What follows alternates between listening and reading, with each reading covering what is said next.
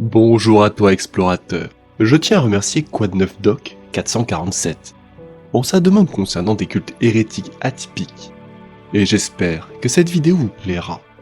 Si d'autres vidéos de ce type vous intéressent, n'hésitez pas à me le dire dans les commentaires. Bon visionnage à vous.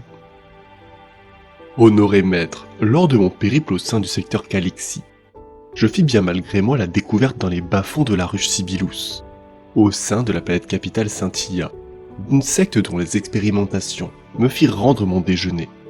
Et pourtant, vous savez comme moi que j'ai habituellement l'estomac solide, mais l'ampleur de leurs expérimentations et la nature profondément hideuse des monstruosités qu'ils avaient créées me retourna. J'avais eu un aperçu des travaux du culte des logomanciens. Nous étions des dieux autrefois, mais que sommes-nous maintenant? Volontairement ignorants des sauvages et des imbéciles qui se font des illusions. Rien de plus que des enfants sans défense, dispersés et perdus dans l'obscurité froide. Mais je vous le dis, nous avons été des dieux, et nous serons de nouveau des dieux. Pour la défense de l'avenir, un discours logique, auteur inconnu, interdit en M36. Les logomanciens sont une alliance de factions hérétiques et de sectes technologiques qui sont depuis longtemps une épine dans le pied du secteur Calixi et Ixaniad, mais dans les origines remontent plus loin dans le passé de l'humanité. Fondés non pas autour d'une figure charismatique ou religieuse, ils trouvent leur inspiration dans un texte hérétique interdit, intitulé « Pour la défense de l'avenir », un discours logique. Une œuvre déclarée blasphématoire par le Ministerum et le culte Mechanicum, et interdit depuis plusieurs millénaires. Par la nature de leurs pensées, les logomanciens sont une secte dite progressiste.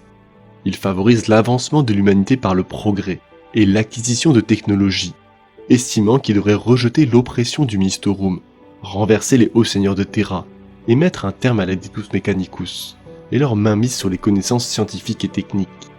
En fin de compte, les logomanciens visent un retour au temps mythique de l'âge sombre de la technologie, un âge où l'humanité était toute puissante, trouvant des adhérents grâce à son réseau qui mélange habilement des intérêts mercantiles et des nobles avides de pouvoir. Le culte des logomanciens est un refuge pour les hérétèques et les technoprêtres rebelles. Cette secte, complètement tournée vers la quête de pouvoir que la technologie pourrait lui apporter, recherche des armes et des outils afin de parvenir à ses fins. Depuis des siècles, le secteur Calixi a connu les effets pervers de ce culte, responsable d'innombrables morts dans sa quête de pouvoir et de progrès. Et ils ont même menacé la stabilité du secteur Calixi lui-même grâce à leur rôle obscur dans le soulèvement des Méritates. Bien que purgés et traqués jusqu'à la destruction, après ces temps sombres il y a plus de 6 siècles, les logomanciens sont revenus, apparemment encore plus subtils et insidieux qu'avant, certains prétendant même que la menace qu'ils représentent aujourd'hui est plus grande que jamais.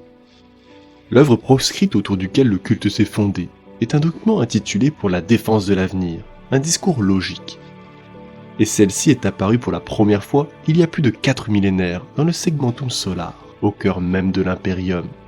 Et certains disent que le texte lui-même aurait été une copie d'un document plus ancien, enfoui au plus profond des voûtes de la très sainte Terra.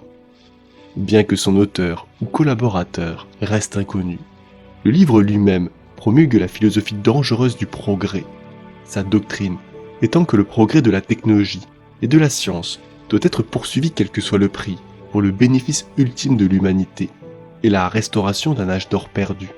Dans cette nouvelle ère, l'humanité enjambera à nouveau les étoiles comme un colosse. Les anciens domaines de l'homme seront reconquis et même élargis, et toutes les menaces à l'existence humaine posées par les Xénos ou le Warp pourraient être complètement écrasées. À cette fin, l'ouvrage postule la destruction du culte Mechanicum, le renversement de la poigne étouffante de l'autorité impériale, et la fin de ce qu'ils appellent la tyrannie du mensonge de l'ecclésiarchie sur la nature divine de l'empereur. La voie logique, comme ils l'appellent, rétablirait le destin manifeste de l'humanité de dominer les étoiles, sur la conduite bienveillante d'une nouvelle technocratie issue du culte des logomanciens. Les doctrines et les arguments contenus dans l'ouvrage exposent la nécessité d'une cruauté totale afin d'atteindre cette ère glorieuse à venir, dont l'humanité serait l'héritière naturelle et continue à prôner une application débridée de la science, quel qu'en soit le prix en vie humaine.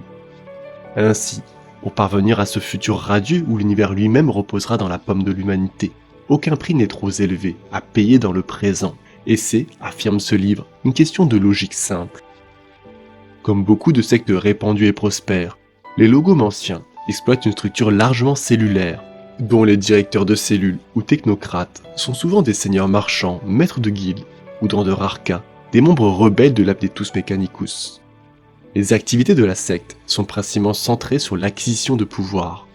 Pour eux, le pouvoir est palpable, leur science et technologie interdites, leur permettant d'acquérir prestige et prospérité. À cette dernière fin, les logomanciens entretiennent et financent secrètement des coteries d'hérétèques, afin de développer des outils et des armes avec lesquelles mener leurs batailles, booster leurs richesses, et finalement les rendre suffisamment puissants pour vaincre l'impérium de l'intérieur. Les logomanciens fournissent à ces renégats et récidivistes leur soutien pour poursuivre leurs projets, théories insensées et sombres désirs, aussi longtemps qu'ils pensent en tirer profit. Et dans le cadre de leur doctrine de pouvoir, à travers la technologie, ils sont également fortement impliqués dans l'étude et la réplication de technologies xéno-capturées, ou la collecte d'archéotechnologies oubliées, n'ayant aucun scrupule à prendre tout ce que les xénos pourraient produire de valeur et à l'utiliser à leurs propres fins. Au cours des dernières décennies, une faction particulière au sein des logomanciens du secteur Calexi a réussi à accéder au pouvoir, les tétrarques de fer, une sorte de conseil dirigeant, opérant de concert pour déterminer les politiques et coordonner les projets à long terme. Et même s'ils demeurent le fruit de la rumeur, les tétrarques de fer seraient composés de membres de haut rang, des plus grandes maisons nobles ou commerciales des deux secteurs. Et on dit même qu'il y aurait des membres parmi les hauts placés de l'Adepta, ou au sein des Saints Ordos. Une perspective aussi troublante que terrifiante.